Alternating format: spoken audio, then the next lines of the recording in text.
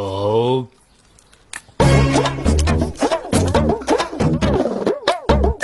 எலும்பு பல்லுக்கு நல்லது.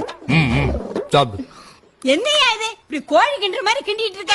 ஐயோ, எல்லாத்தையும் இவன் தான் திங்கிறானா? ஆமா பாட்டி. என்னையா நீ சாப்பிடுற? இந்தா நல்லா சாப்பிடு. அடடே, நீ எப்பமா வந்த? நான் வந்து ரொம்ப நேரம் ஆச்சு. வாங்க சாப்பிடுவோம்.